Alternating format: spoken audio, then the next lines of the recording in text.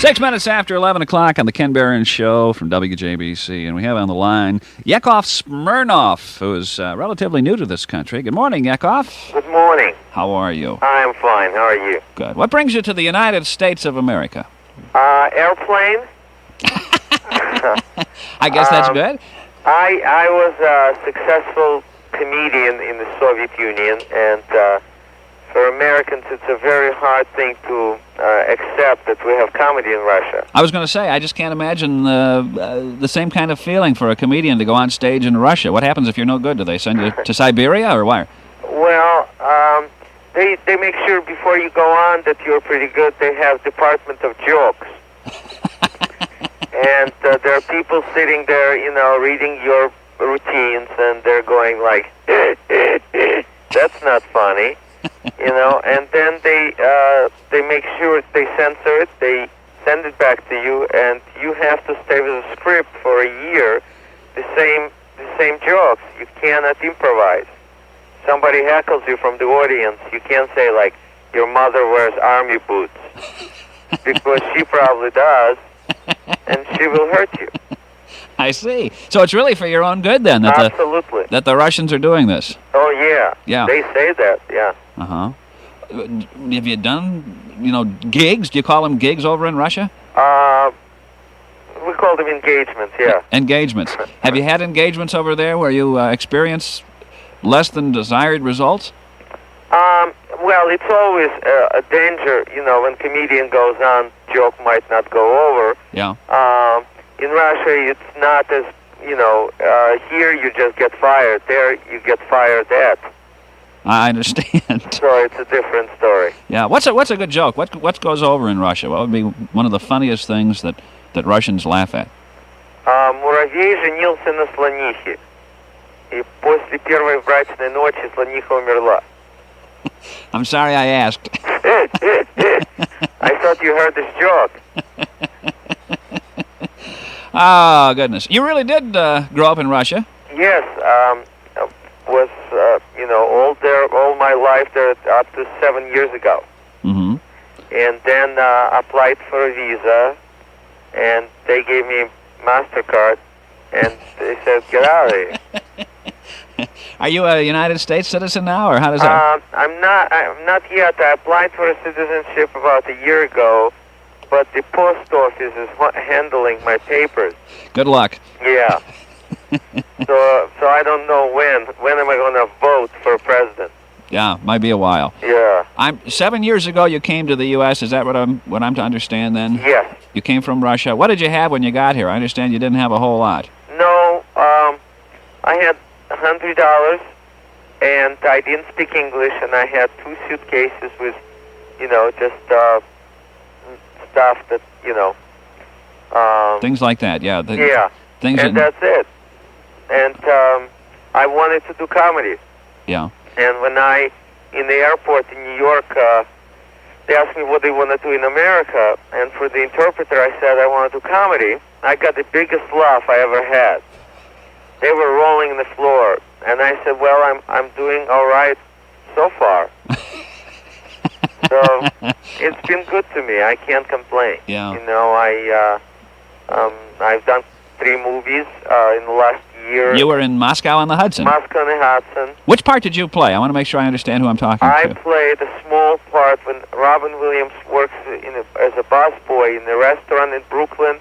I was a nuclear scientist who works as a dishwasher. Oh, okay. The nuclear scientist who worked as a dishwasher. What's that? Not the girl, but the guy who was a nuclear scientist that worked as the dishwasher. Right, the guy, yes. Yeah, I understand. Well, Russian girls look that way, so it's okay. Did you, let me ask you this, did you defect from Russia, Yakov? No, I legally left. Oh, legally left? Yeah, they saw my show, and so they said, you can go now. They encouraged you. Do you ever get serious in your act? See, the thing is, we're talking to you now is what we're doing. We're not going to be talking to you. We're talking to you now, right, because you're going to be at the Assembly Hall on November 15th. Yes, and I'm looking forward to it. Yeah. Is it strictly comedy, or do you try to put any kind of a message across? You're in one of those positions, having grown up in Russia. I feel whoever wants to get the message will get it. Whoever doesn't, they will be entertained 100%. The what? They will be entertained. Oh, entertained. Yeah. 100%. Uh-huh. Yeah. How do you like this country compared to... Oh, it's a wonderful country. You have things in America we couldn't have dreamed in Russia, like warning shots.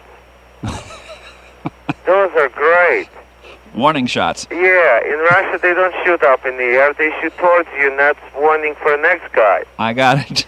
So it's much more practical here. Anything else? I love freedoms. You know, I didn't know of all of them, you know. I used to walk into a store, and I would see a box, New Freedom. Uh-huh. And I'd say, wow, freedom in the box. And I bought 15 of them. It's easy to get carried away sometimes. Well, yeah, I figured I should get as much freedom as possible. Exactly. Well, you're here. Yeah. Certainly. Absolutely. Yeah. So it's a wonderful country. There's plenty, you know, things that, some things were hard to adjust a little bit, you know, like food, because you have it. And it's something that, you know, we didn't have variety of the food or anything like that. So, we would have like all-you-can-eat buffet. They give you a piece of bread and say, that's all you can eat.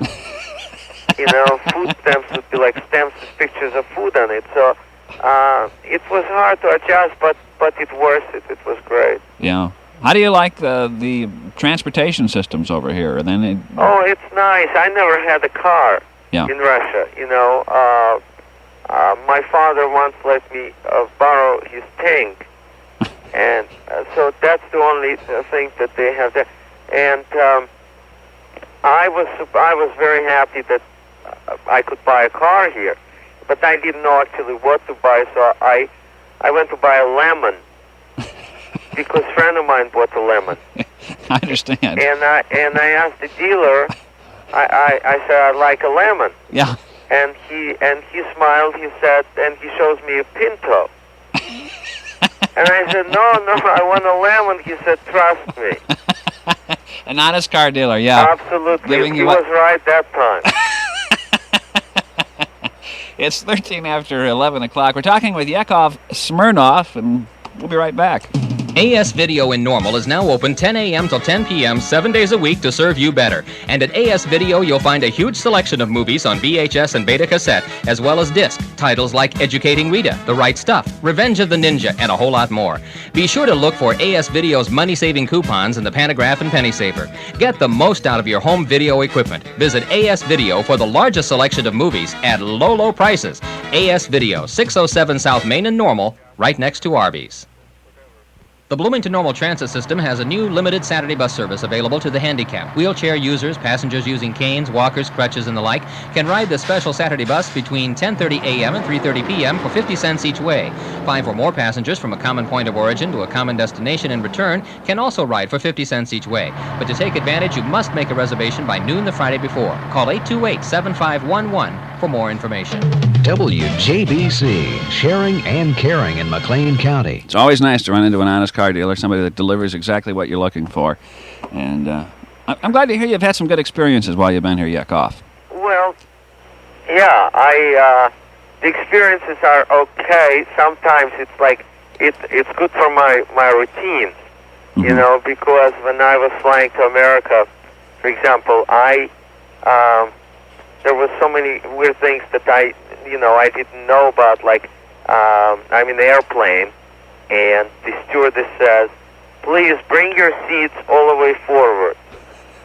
Uh-huh. And I had no tools, and they're screwed to the floor.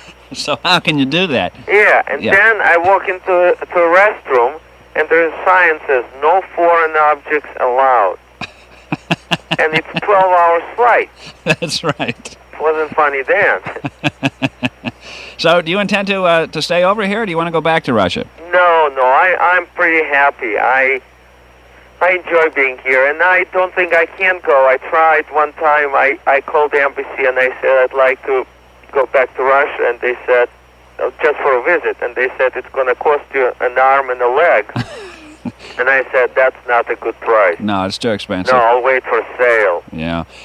Are you really serious when you tell me that you didn't know any English when you got here? No, I didn't speak at all. How did you learn it?